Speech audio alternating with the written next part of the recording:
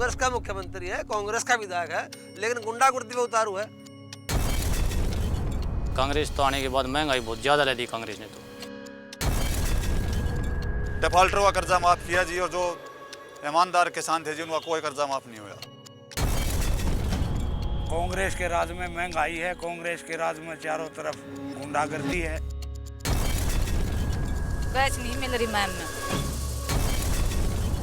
कथनी और करनी में कांग्रेस में बहुत ज्यादा फर्क है ना। करने के नहीं कुछ भी। 2 दिन तक लाइट नहीं आती कई बार। जब से कांग्रेस सरकार आई है तब से ही हाल यहाँ बना हुआ है। सरकार बदलनी चाहिए सर। बदल दो इस बार झूठ और लूट की फसल काटने वालों को। सेवा का मौका दो, सच्चाई और ईमानदारी को, अपने सुख दुख के साथी को, कैप्टन अभिमन्यु को। झूठ और लूट की इस कांग्रेसी सरकार ने आज रोहतक संसदीय क्षेत्र ही नहीं पूरे हरियाणा को बेहाल करके रख दिया है। आज इस इलाके में विकास हुआ है तो बस शराब के व्यापारियों और ठेकेदारों का। बढ़ी है तो बेरोजगारी, किसान की बदहाली बढ़ी है, अधूरी योजनाओं और झूठी घोषणाओं की लिस्ट बढ़ी है। हरियाणा के अंदर पिछले 4 साल के कार्यकाल में हरियाणा सरकार ने शराब ठेकेदारों के माध्यम से बड़ी वसूलियां नहीं की, कांग्रेस के कार्यकर्ताओं को शराब का ठेकेदार बनाया। प्रदेश की सरकार कहती है 16,000 करोड़ रुपए के बिजली के बिल माफ कर दिए। किन 6 लाख लोगों को फायदा हुआ, कोई पूछे इनसे। ये कहते थे लाखों को रोजगार देंगे। कितने लाख नौजवानों को रोजगार मिला भाइयों, पूछो इनसे। जो बच्चे जिनकी सिफारिश है, जिनकी आगे तक पहुंच है, वही बच्चे आगे जा पाते हैं। और जो बच्चे हालांकि ठीक है वे मेहनत तो करते हैं बहुत ज़्यादा, पर वे आगे जा पहुंच नहीं पाते। इनके वादों पर भरोसा करके इंजीनियर बेकार बैठे हैं, और जो मेहनत से पढ़ भी रहे हैं वो भी निराश हैं कि नौकरी तो मिलनी है भाई भतीजों को, केवल घूस देने वालों को। आपके जिले में अगर कहीं किसी को नौकरी मिली हो तो हाथ खड़ा करके बताएं। मैं सोनीपत के गांव में गया था, केवल 3 लड़कों को पुलिस की नौकरी मिली है। उनमें से एक ने जो पैसे दे करके हासिल की है। इतना भ्रष्टाचार फैला हुआ है सर, क्योंकि कोई भी बच्चा सर आज के लिए इतनी मेहनत नहीं कर पा रहा है सर, भ्रष्टाचार की वजह से। क्योंकि सरकार में सबको पता है सर, भ्रष्टाचार इतना फैल चुका है सर। कोई भी बच्चा पहले मतलब बिना तरीके से ऐसे सोच रहे सर हमारे ऐसे हो जाएगा सर। कांग्रेस राज ने क्या दिया? 4 साल लूट लिया, 5वें साल झूठ दिया, अमीर को और अमीर किया, गरीब का खून चूस लिया। आज हरियाणा नंबर 1 है। आज हरियाणा यकीनन नंबर 1 है। राजनीतिक भ्रष्टाचार में, झूठी घोषणाओं में, गैस की कालाबाजारी में, भूमि घोटाले में, दलितों पर अत्याचार में, महिलाओं के खिलाफ हिंसा में। कितने हजार एकड़ जमीन किसानों के हाथ से निकल गई इस SEZ के नाम पर। न खेती सलामत रही और न रोजगार ही हाथ लगे। हाँ, इतना जरूर हुआ कि आतंक का साया और घना हो गया इलाके पर।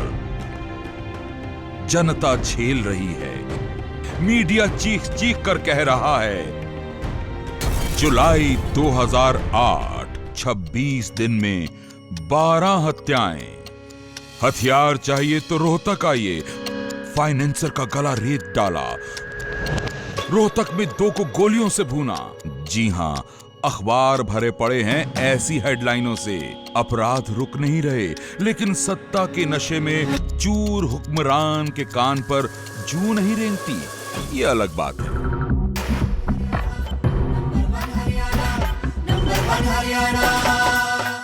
आज हरियाणा यकीनन नंबर 1 है।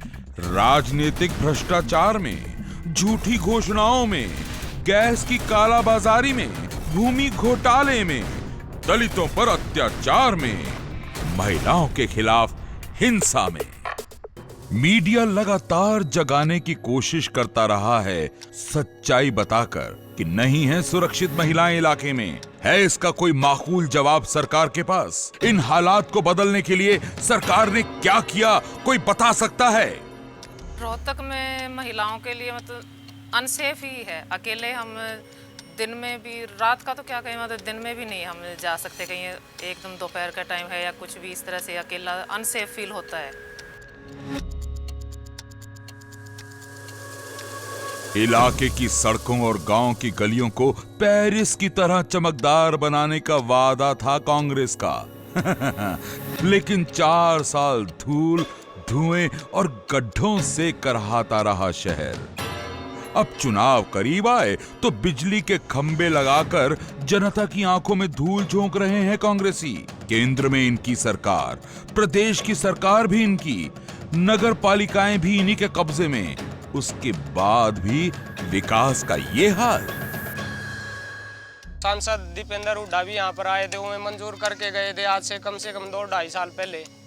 तब के बाद यहाँ कोई सुनवाई नहीं हुई। एक बार नालियाँ बना दी गई थी, फिर पक्की करने की बोल रहे थे। वो सरपंच के पास जाते हैं मिलने के लिए, वो कहता है कि सैनियों की कोई गलियाँ पक्की नहीं होगी। जहां विकास का नाटक किया भी, वहां अनुभवहीन ठेकेदारों, घटिया सामग्री और धीमी गति का बोलबाला रहा। कहीं सड़कें बनते ही टूट गईं, तो कहीं सड़क पर रोलर चले बिना ही काम पूरा हो गया। शहरों में पुल और फ्लाईओवर बनने शुरू तो हुए, लेकिन लोगों के जी का जंजाल हो गए, क्योंकि पूरे ही नहीं हुए। किसान की कमर तोड़ने में कोई कसर नहीं छोड़ी इस सरकार ने। खून के आंसू रो रहा है किसान। प्रदेश की बिजली चली जाती है दिल्ली दरबार को। यहाँ हमारे अन्नदाता की फसल और किस्मत सूखती है तो सूखती रहे। किसान भाई जो है मरते जा रहे हैं, इसके बारे में कोई सुनाई नहीं हो रही है। सरकार जो है बिल्कुल ध्यान नहीं दे रही। किसान को लिए दिक्कत ही दिक्कत, जगह जगह फांसी खाने लग रहे हैं महंगाई के कारण। पूछो इनसे, 2005 में SYL का पानी लाने वाले थे, 2009 आ पहुंचा है। अब तक क्या हुआ? खेती सूख रही है, बिजली बगैर इंजन से चलाते हैं जी, खेती में पानी इंजन से देते हैं। क्यों खाली गरजते हैं कांग्रेस वाले, बरसते क्यों नहीं? हम जो निम्न मध्यम वर्ग हैं वो पूछना चाहते हैं कि आज़ादी के बाद निम्न और निम्न मध्यम वर्ग के लिए कांग्रेस सरकार ने क्या किया? कैसे काले मन वाले हैं ये लोग कि अमीरों को BPL कार्ड बांटते हैं। गरीबी से जूझते परिवारों में से कुछ को कार्ड दिए तो उनके घरों की दीवार पर BPL की पट्टी थोप दी, माथे पर रजिस्टर्ड कंगाल का ठप्पा लगा दिया। किसी देश में, किसी प्रदेश में, किसी सरकार ने इस तरह से अपमानित ना किया होगा कमजोर तबके के लोगों को। भाई और बहनों, बदल दो रहनुमा बने ऐसे लोगों को, ले लो अपने अपमान का बदला इस बार। जो 36 बिरादरी की बात करे, चुन के लाओ उसी को इस बार। पिछले 5 वर्षों के मेरे राजनीतिक जीवन में जो 36 बिरादरी और सर्व समाज के लोगों ने, जो क्षेत्र के गरीब, दलित और पिछड़े भाइयों ने, किसान मजदूरों ने, व्यापारी कर्मचारियों ने मुझे सहयोग और आशीर्वाद दिया है और निरंतर मुझे प्रेरणा दी है, मैं आज आप सभी से निवेदन करता हूं कि अपने आशीर्वाद को अब वोट में तब्दील करने का वक्त आया है। मैं आपको वचन देता हूं कि आपके द्वारा दिया गए वोट से मैं क्षेत्र का प्रतिनिधि बनता हूं, तो मैं हमेशा सर्व समाज के हित का काम करूंगा और मेरे हर निर्णय में 36 बिरादरी का हित होगा। मेरे हर काम में गरीब, मजदूरों और दलितों और पिछड़ों का और किसान भाइयों का हित होगा। व्यापारी और कर्मचारियों का हित का समन्वय भी मेरे हर निर्णय में दिखाई देगा।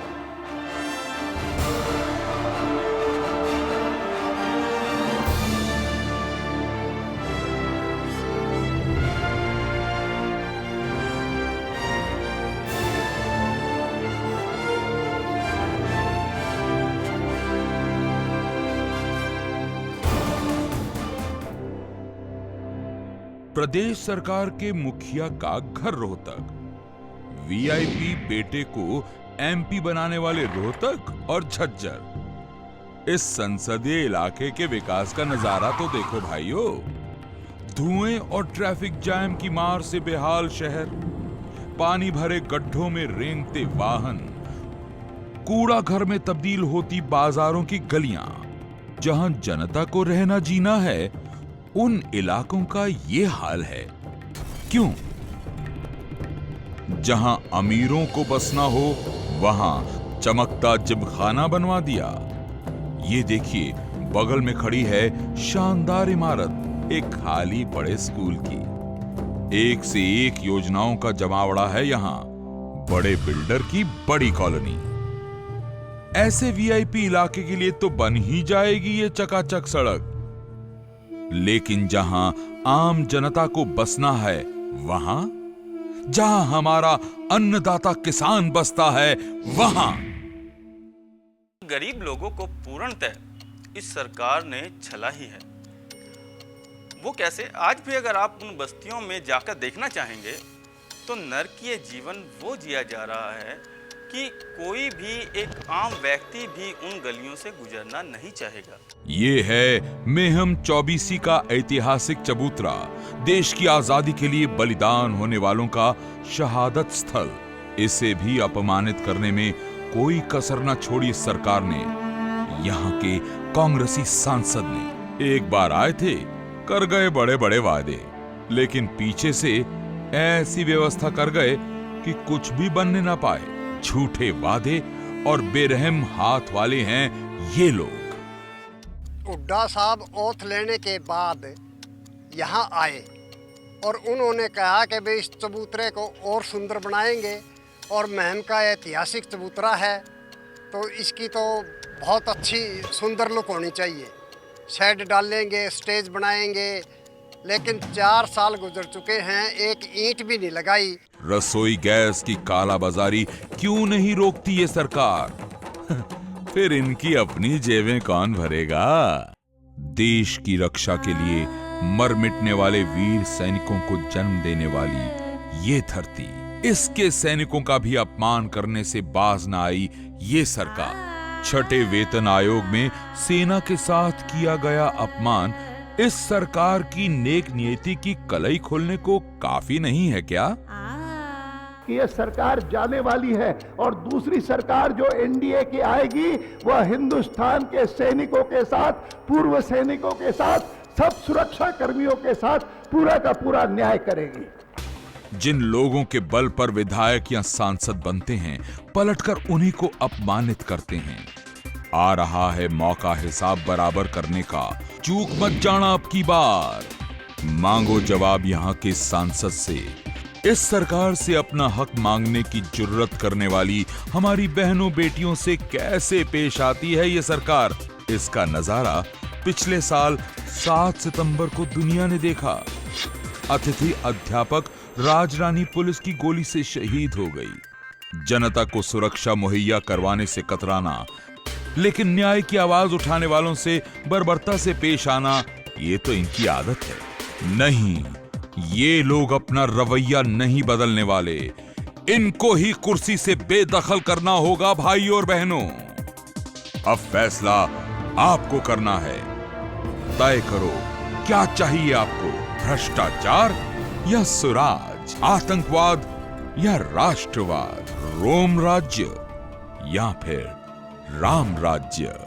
भाई और बहनों, बदल दो रहनुमा बने ऐसे लोगों को, ले लो अपने अपमान का बदला इस बार।